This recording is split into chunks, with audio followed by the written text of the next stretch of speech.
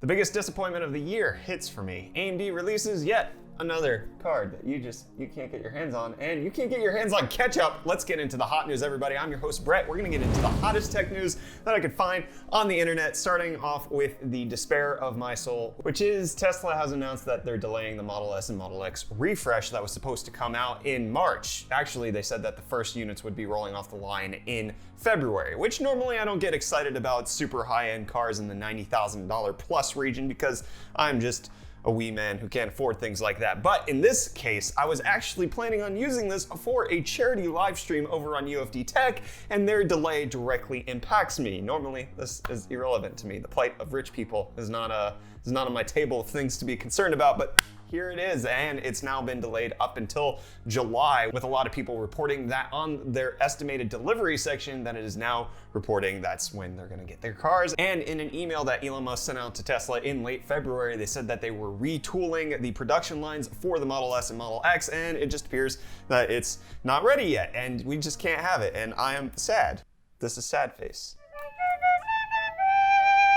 Which Tesla's sad that China thinks it's spying on everybody, because they don't want that, because they want to sell their cars in China. And they came out with a report over on Chinese social media saying that, listen, we don't even activate all of these cameras outside of the United States, so you don't have to worry about us watching you, picking your nose and wiping the booger on the underside of a bench, or, you know, just stealing secrets from the Chinese government, or looking at websites for the Resident Evil 8 antagonist and seeing how big her feet are, because that's apparently been reported by Capcom for real that her feet are 17.3 inches long, which I'm sure will excite a lot of you. Now, just gonna move on to talking about things that will likely be 17.3 inches long, the next generation of GPUs, and we have a new patent coming out from AMD talking about their active bridge patent, which will allow them to couple GPU chiplets together so that your computer actually sees them as a singular GPU. This was one of the main reasons why Crossfire and SLI went the way of the Dodo, is because nobody was developing software for multiple GPUs. It was only single GPU instances.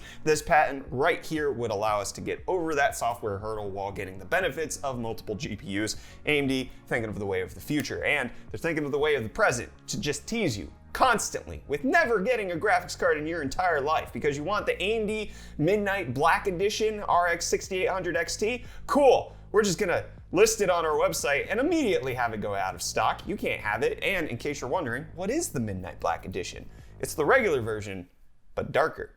Thanks, AMD. Appreciate you. Which, in case you want to water cool your 6900 or 6800 XT, Bitspower announced their premium Mobius water block, and this is probably one of the most gorgeous water blocks I've seen in my entire life. I really appreciate it. That's why I'm including it. I think it looks stunning. And it's stunning how loud motherboards can get, especially the X570 with that spinning fan right there. That was actually a big problem when they launched 2 years ago at this point, and now it looks like we're getting a refresh with reports of the AMD X570S motherboard appearing in some filings that Gigabyte put through. Supposedly the S stands for silent, and it won't have a fan because, you know, quiet is better, which is Microsoft's new mantra, which is why they're testing boiling liquid to cool down their servers. And you might think that's counterintuitive, but because of the new fluid that's being designed by 3M, it's harmless to electronics, and it only boils at 50 degrees Celsius, so it can actually go into chambers and vapor. It's kind of like how a heat pump or an air conditioning works, kind of the general idea. You just mess with liquids and vapors, allegedly. And you can mess with vapors and come up with a make-believe currency that everybody apparently wants, which is why it's time for the Bitcoin GameStop update. It went down. Ouch. It's down 4% today, $56,000. Oof, rough day. Also rough day in the GameStop market, down 3.5%. I'm here for the memes. I want massive movements. I want like 20, 30, 50% every single day. You guys go buy GameStop, go buy Bitcoin, sell it. I don't care. Just give me more to talk about with this, okay? Or that I'm gonna have to drop it. It's not memeing anymore. And Apple's not memeing anymore about letting other companies use their Find My feature that is typically included on Find My iPhone. Apple mentioned last year that they were going to allow third-party companies to do that, and that's now rolled out for the VanMoof's S3 and X3 e-bikes, as well as Belkin's earbuds. So you can use it for your e-bike in case you lose that. You can ping it, and then it'll allegedly come rolling back to you. I don't think it works like that. I don't think they have autonomous bikes yet.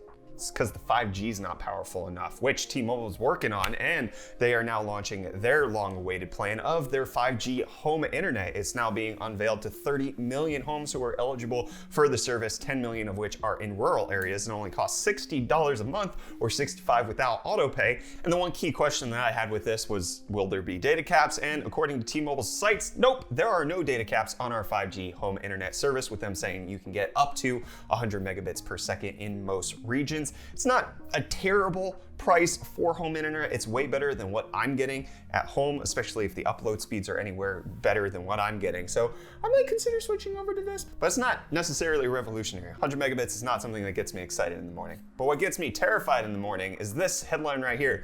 The French army is testing Boston Dynamics robot dog Spot in combat scenarios. I've seen this movie, right? Like, we all know how this ends. The little robot dogs come and they stab you. I don't want France. Stop. Polestar's not stopping though. They want to get to zero carbon emissions, and they say that carbon offsets are a cop-out, which sounds like fighting words to Tesla, but the company owned by Volvo says that they have a moonshot goal of being the world's first carbon neutral vehicle completely with no carbon offsets by 2030. Offsetting is a cop-out, friends. I want to call this a cop-out, but it definitely feels like a stretch to some extent. THX announces Onyx, which is their USB-C headphone DAC that is supposed to give you master quality audio on your smartphone, which sounds great. I would be heavily interested in something that could give me higher quality audio on my smartphone, especially since they've gotten rid of the headphone jacks, if it weren't for the fact that it costs $200. The company was purchased by Razer previously, and you know, I don't like that. That's a lot of money. But what I like even less is the ketchup shortage. Friends, there's apparently a rampaging ketchup shortage that's going around because there's too many ketchup packets being handed out by all of these restaurants because everybody's ordering from home. So they're tossing them in the bags, they're taking them home, and there's none left for everybody else. But I think the key question that we can take away from this is this statement right here. Is ketchup on macaroni and cheese a food foul? I say it isn't. I think it's delicious, and if you haven't tried it, you're missing out. Let me know what you think about ketchup on macaroni and cheese down below in the comments. You could also check out yesterday's episode of Hot News right over there because we're done with this one. Or you can check out our latest video over on UFD Tech, which is the top 3 ways you can learn to buy a used Tesla, which not related to the Model S sadness that I had today. I'll see you tomorrow. Bye.